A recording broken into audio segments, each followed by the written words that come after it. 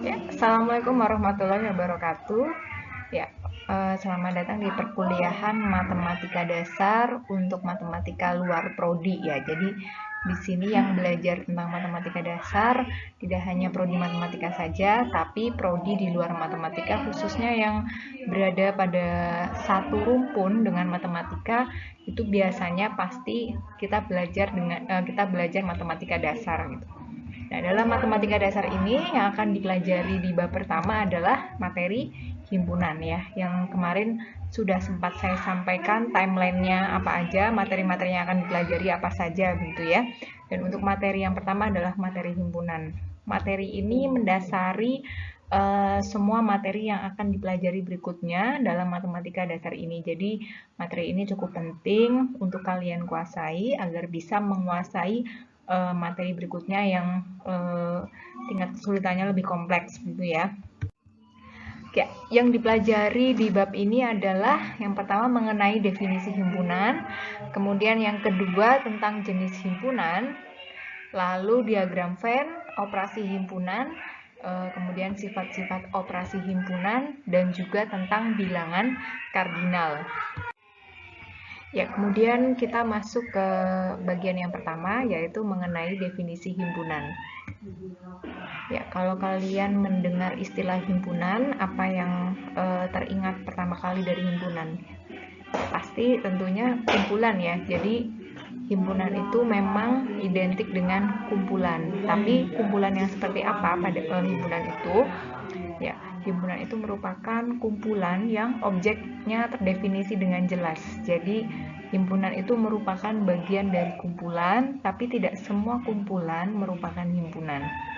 Ya, jadi himpunan itu sudah pasti merupakan kumpulan, ya, tapi tidak semua kumpulan itu merupakan himpunan gitu ya. Jadi memang mereka saling berhubungan nih.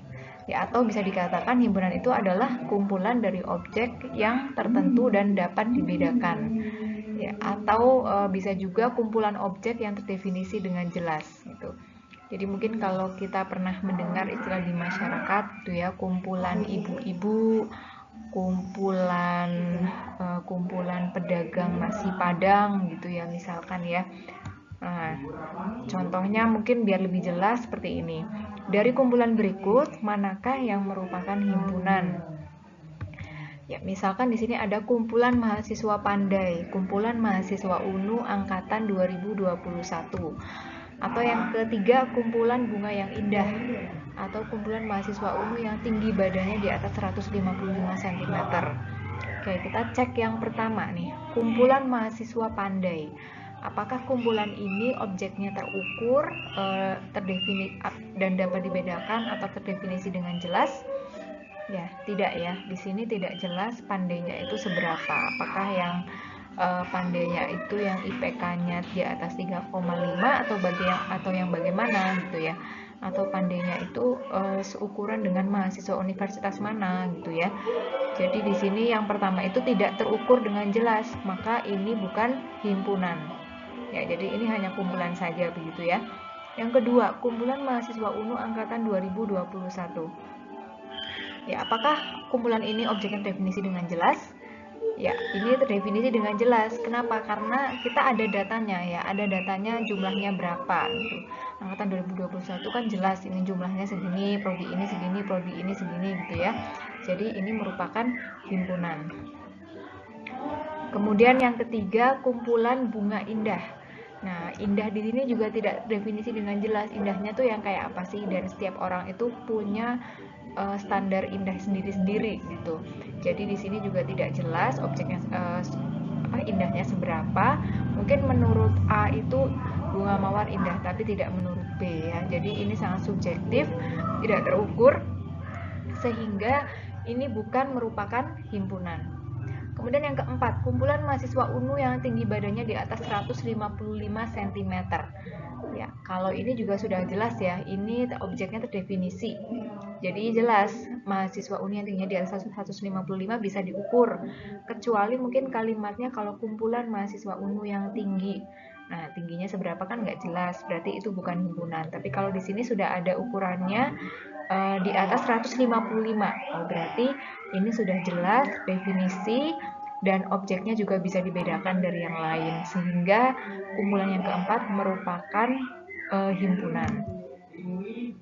Nah, gitu ya. Jadi membedakan himpunan dan kumpulan seperti itu sangat mudah. Yang penting objeknya itu terdefinisi dengan jelas dan dapat dibedakan.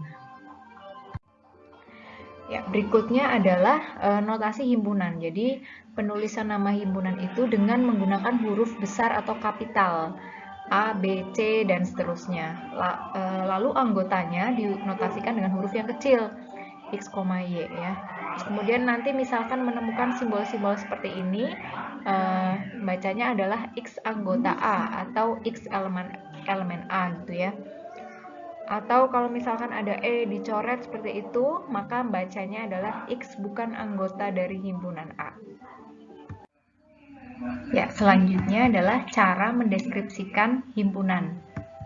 Yang pertama adalah dengan menuliskan satu persatu elemennya, atau yang dikenal dengan istilah enumerasi, atau dengan mendaftar, atau dengan mencacah elemen-elemennya. Ya, contoh misalkan himpunan A anggotanya 1, 2, 3, 4, 5, 6. Jadi ditulis semua anggota-anggotanya itu apa aja.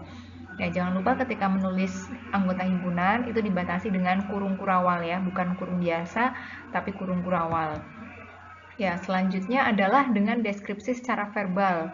Jadi dituliskan dalam satu kalimat ya. Misalkan tadi ditulis A sama dengan 1, 2, 3, 4, 5, 6. Maka kalau kita deskripsikan secara verbal ya, ini misalkan saja A adalah himpunan dari bilangan bulat dari 1 sampai 6, atau bisa juga A adalah himpunan dari bilangan asli dari 1 sampai dengan 6 ya, dan seterusnya.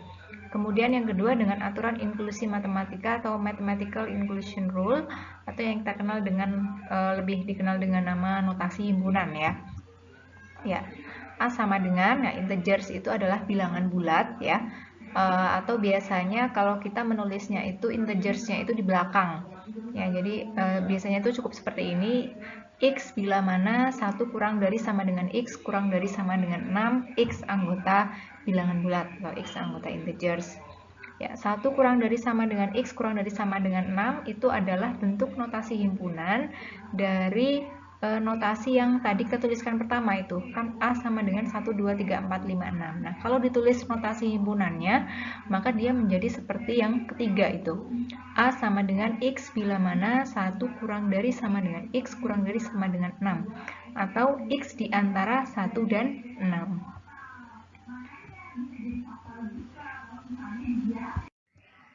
Kemudian hubungan antar himpunan ya. Yang pertama mengenai himpunan bagian atau yang kita sebut dengan subset ya. Notasinya A subset B ya, atau dibaca A adalah subset dari B. Artinya A itu adalah himpunan bagian dari B.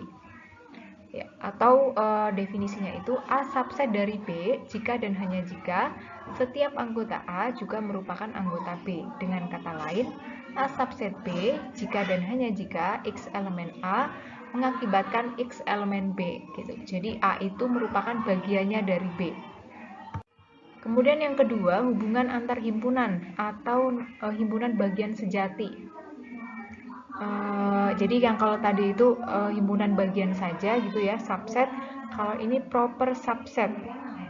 Ya, notasinya A proper subset dari B ya. Jadi kalau ini tuh bedanya nggak ada sama dengannya. Ya, bedanya gimana sih? Nah, nanti mungkin ada penjelasannya gitu ya. Jadi kalau proper subset itu adalah jika semua anggota dari A juga merupakan anggota dari B. Tapi paling tidak ada satu elemen C di mana C bukan elemen A tapi C elemen B. Ya, kalau proper subset itu seperti ini ya. Jadi A proper subset B. Jadi ini kalau A proper subset B itu B-nya pasti anggotanya lebih banyak dibanding A. Jadi paling tidak ada satu anggota yang bukan anggota A. Gitu. Paling tidak ada satu anggota B yang bukan anggota A, sehingga nanti gambarnya jadi seperti ini, diagram Venn-nya menjadi seperti ini. Tapi kalau yang tadi yang hanya subset saja, yang pakai sama dengan itu memungkinkan bahwa himpunan A itu sama persis dengan anggota himpunan B. Jadi bedanya sama yang tadi, kalau yang A subset B, anggota himpunan A memungkinkan untuk sama dengan anggota himpunan B. Tapi kepada proper subset ya, pasti anggota himpunan B lebih banyak dari anggota himpunan A. Minimal ada satu anggota yang bukan anggota himpunan A gitu. Ya, yang gambarnya seperti ini. Ya, semoga bisa diterima ya maksudnya seperti itu. Lalu kemudian kita masuk ke jenis himpunan. Yang pertama adalah himpunan semesta. Nah, mungkin kalian sudah pernah mendengar apa itu himpunan semesta. Biasanya dinotasikan dengan U atau universe ya, atau kalau dalam bahasa Indonesianya itu S. Yaitu apa? Himpunan yang mencakup semua anggota yang menjadi acuan pembicaraan. Jadi dalam pembicaraan permasalahan matematika itu ada himpunan yang ditentukan yang mencakup semua anggota itu ya, yang kita sebut dengan himpunan semesta. Kemudian yang kedua adalah himpunan kosong. Notasinya biasanya 0 dicoret atau kurung kurawal yang nggak ada isinya. Yaitu apa? Himpunan yang tidak punya anggota. Contoh misalkan himpunan bilangan asli yang kurang dari 1. Itu kan nggak ada ya, karena himpunan bilangan asli pasti kurang dari 1. Atau himpunan nama bulan yang jumlah harinya lebih dari 31, itu juga tidak ada. Atau himpunan himpunan hewan air hewan yang bisa terbang tapi hidup di air. Nah, itu juga tidak ada. Itu contoh himpunan kosong. Kemudian himpunan berhingga, himpunan yang jumlah anggotanya bisa dihitung. Lalu himpunan yang tidak berhingga, kebalikannya, himpunan yang jumlah anggotanya tidak bisa dihitung. Contoh apa? Himpunan bilangan asli, himpunan bilangan real, himpunan bilangan cacah gitu ya. Kita kan cuma tahu awalnya, kalau bilangan asli itu 1, 2, 3, 4, 5 gitu ya. Kita nggak pernah tahu ujungnya itu seperti apa. Himpunan bilangan cacah juga cuma tahu awalnya doang, 0, 1, 2, 3. Ujungnya nggak tahu dia sampai mana. Nah, itu contoh dari himpunan yang tidak berhingga. Ya, semoga jelas, dan kalau misalkan tidak jelas nanti bisa segera ditanyakan di komen atau nanti bisa di grup WA gitu ya. Kemudian mengenai diagram Venn ya, mungkin kalian sudah pernah mendengar istilah diagram Venn. Venn itu adalah nama yang menemukan diagram ini gitu. Ya, himpunan itu kan butuh visualisasi ya. Jadi digambarkan dalam bentuk apa sih ya? Dalam bentuk-bentuk geometris. Jadi misalnya lingkaran, segi 4 atau segitiga. Nah, tapi yang biasanya sering kita pakai itu adalah yang lingkaran. Lingkaran di dalam daerah segi 4 atau siku 4. Ya. Kemudian anggota himpunan kita gambarkan dengan titik-titik. Jadi kalau gambar diagram Venn di dalamnya itu nanti ada anggota himpunannya. Nanti kita gambarkan dengan titik-titik gitu ya. Mungkin kalau yang masih ingat nanti bisa lah ya, bisa nanti dicoba gitu.